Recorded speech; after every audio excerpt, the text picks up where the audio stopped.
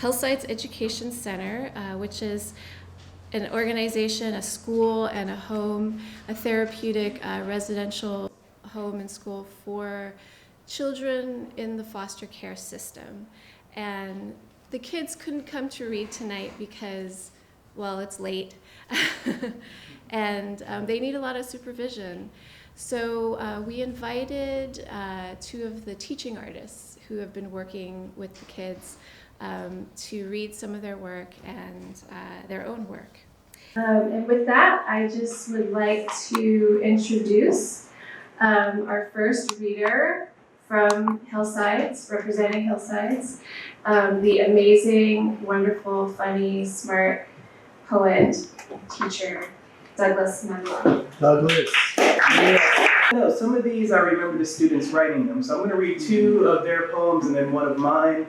This one I asked them to think about the language of prayer and think about how oftentimes our poems are just prayers. So this one is called Have Pity. Have pity for the girl who picked the apple. Have pity for the one who broke the rules. Have pity for the one who threw the first stone. Have pity for the one who thought of hate and let it stay there.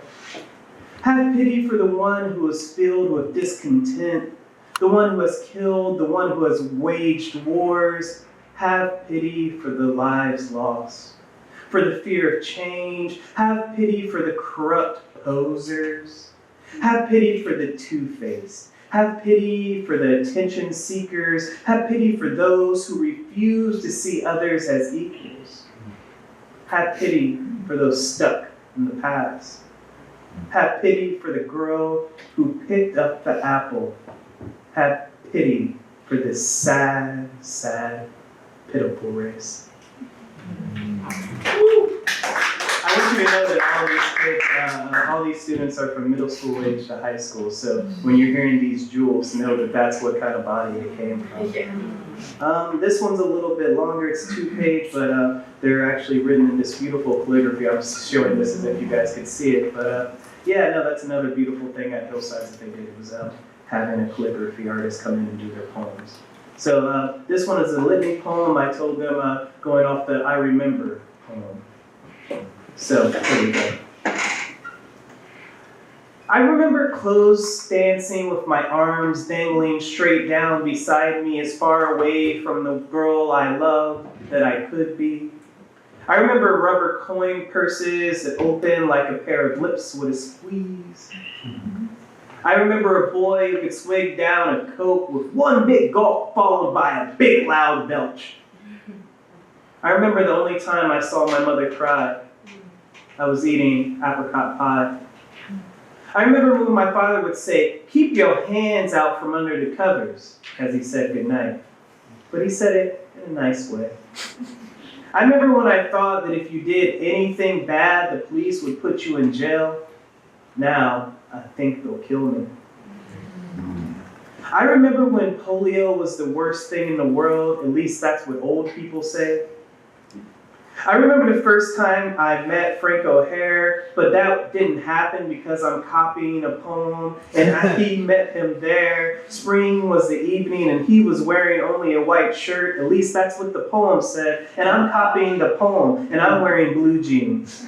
I remember that he seemed very theoretical and decadent. Those are words that I didn't know until I read the poem. I remember just being outside of city limits and firecracker booths. I remember basketball and not knowing how to dribble.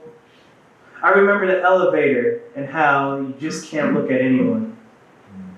I remember dangerous stories about BB guns.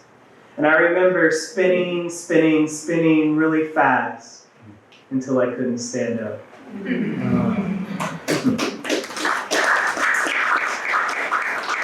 right, I'm going to read one of these and then get out and let Mike come bless the mic and give you more of these beautiful poems by these students. So last night with the debate, a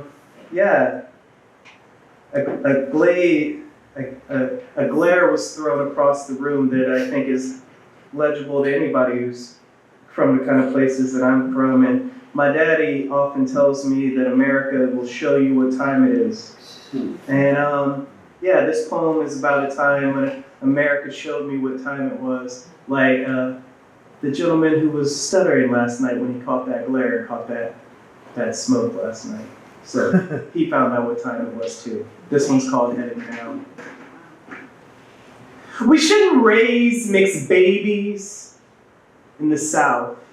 Kay says as I drive up the crest of another hill on our way into Kentucky, the South, where humidity leaves a sweat mustache, where a truck with a Confederate flag painted on the back windshield skitters off in front of us. In its bed, avoiding our eyes, a boy with blonde hair, split down the middle, like a Bible left open to the book of Psalms.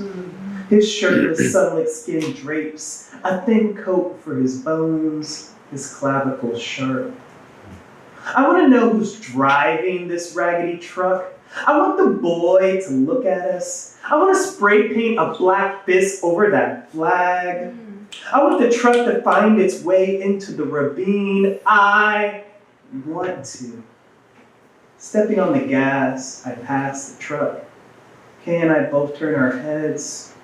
The boy smiles and waves. The man driving doesn't turn his head. Keeps his eyes on the road. Kay turns red as she draws her fingers into fists.